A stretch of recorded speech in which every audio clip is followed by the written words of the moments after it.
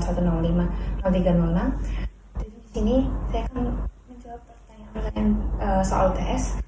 Yang pertama itu ada, mengapa bimbingan dan konseling diperlukan di sekolah?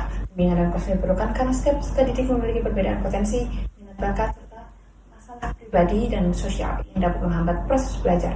BK membantu siswa agar mengenal diri dan lingkungannya, mengatasi kesulitan belajar sosial dan atau pribadi, mampu mengambil keputusan secara mandiri dan bertanggung jawab, berkembang optimal sesuai potensi masing-masing.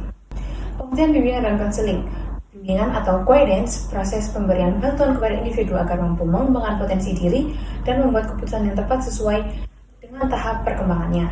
Yang kedua yaitu konseling atau counseling, yaitu proses tatap muka dan interaksi profesional antar konselor dan konseli untuk membantu individu memahami dirinya dan memecahkan masalah yang dihadapinya. Selanjutnya ada persamaan dan perbedaan. Pada aspek fokus, bimbingan itu pencegahan dan pengembangan, sedangkan konseling itu pemecahan masalah individu. Yang kedua ada aspek sifat hubungan. Kalau bimbingan dalam rangka umum bisa kelompok, dalam konseling yaitu secara pribadi, rahasia, dan tatap muka. Yang ketiga ada aspek tujuan, yaitu bimbingan mengarahkan dan memfasilitasi, sedangkan konseling yaitu membantu memahami dan menyelesaikan masalah. Persamaan keduanya yaitu membantu individu mencapai perkembangan optimal berorientasi pada kesejahteraan psikologi siswa. Yang selanjutnya ada tujuan BK. BK bertujuan agar peserta didik mengenal dan mengembangkan potensi diri, menyelesaikan masalah pribadi, sosial, belajar, dan karir. Selanjutnya ada menyesuaikan diri secara sehat dengan lingkungan, mencapai kemandirian dan kematangan pribadi. Selanjutnya ada fungsi BK. Pada aspek pertama yaitu pemahaman, membantu peserta didik memahami diri dan lingkungannya. Selanjutnya pencegahan, mengantisipasi masalah yang mungkin akan muncul. Pengentasan, menyelesaikan masalah yang dialami siswa. Pemilihan dan pengembangan, menjaga dan mengembangkan potensi positif. Selanjutnya ada penyaluran, membantu siswa memilih jurusan, karir, atau kegiatan sesuai minat dan bakat siswa. Orientasi BK. BK berorientasi pada perkembangan individu atau developmental. Selanjutnya ada pencegahan masalah atau preventif. Selanjutnya pemecahan masalah atau kuratif.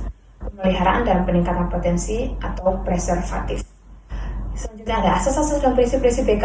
Asas BK yaitu pertama ada kerahasiaan. Data konseli dijaga dengan aman. Yang kedua ada kesukarelaan. Konseli mengikuti dengan kemauannya sendiri. Ketiga ada keterbukaan. Ada kejujuran antara konselor dan konseli.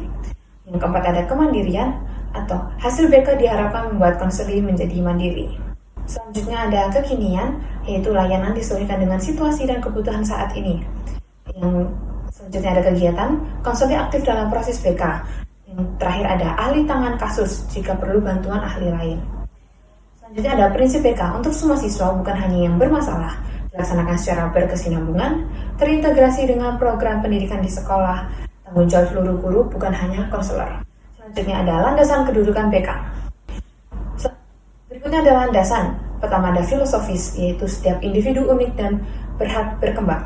Selanjutnya ada psikologis berdasarkan teori perkembangan dan kepribadian. Selanjutnya sosiologis, manusia hidup dalam masyarakat dan membutuhkan penyesuaian moral, penyesuaian sosial. Selanjutnya ada pedagogis, BK bagian integral dari pendidikan. Yuridis yang diatur dalam Permendikbud nomor 111 tahun 2014 tentang bimbingan dan konseling. Selanjutnya ada kedudukan. BK merupakan bagian integral dari sistem pendidikan, bukan tambahan, karena mendukung tercapainya tujuan pendidikan nasional.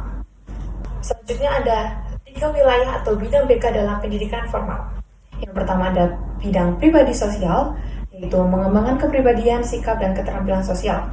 Selanjutnya ada bidang belajar yang membantu mengatasi kesulitan belajar dan mengembangkan motivasi. Selanjutnya yaitu bidang karir, membimbing siswa mengenal potensi dan menentukan arah karir. Selanjutnya ada keunikan dan keterkaitan tugas guru dan konselor. Aspek pertama yaitu fokus utama. Kalau guru fokus utamanya proses pembelajaran akademik, sedangkan konselor perkembangan pribadi, sosial, belajar, dan karir. Selanjutnya ada aspek peran. Guru mengajar dan menilai hasil belajar, sedangkan konselor membimbing dan memfasilitasi perkembangan siswa.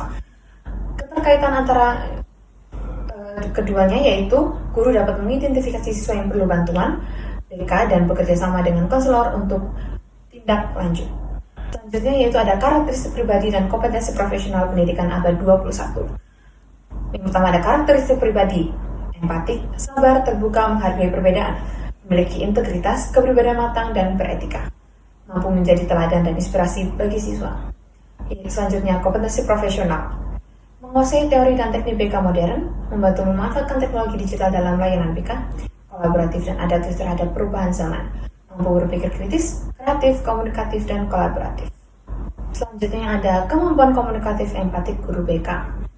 Komunikasi empatik adalah kemampuan mendengarkan dengan hati, memahami perasaan konseli tanpa menghakimi, dan memberikan tanggapan yang menunjukkan perhatian tulus. Contoh, saya bisa memahami kalau kamu merasa kecewa. Mari kita cari cara supaya kamu bisa merasa lebih baik dan belajar dari situasi ini. Kemampuan ini membuat konseli merasa diterima, aman, dan dipercaya, sehingga proses konseli lebih efektif. Selanjutnya, soal kedua yaitu ada penerapan fungsi BK oleh guru kelas. Meskipun bukan guru BK, guru kelas berperan penting sebagai pelaksana awal fungsi-fungsi BK di lingkungan belajar. Yang pertama ada fungsi pemahaman.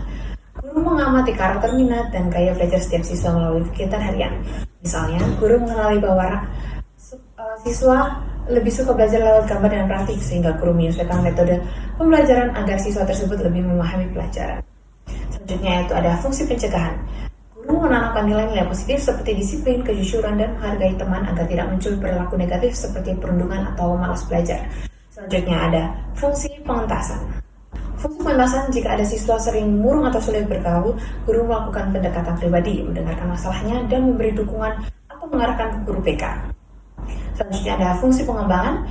Fungsi terakhir yaitu guru memberi kesempatan siswa menunjukkan bakatnya, misalnya melalui lomba membaca puisi, lomba menggambar, atau kegiatan kelompok untuk membangun potensi diri. Selanjutnya ada penerapan orientasi BK oleh guru kelas. Orientasi guru BK, perkembangan.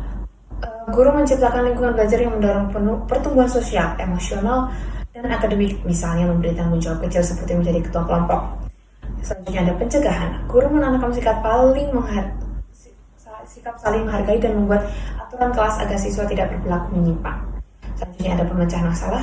Guru membantu siswa yang mengalami kesulitan belajar atau konflik dengan teman melalui percakapan pribadi yang menenangkan. Selanjutnya ada pemeliharaan dan penguatan.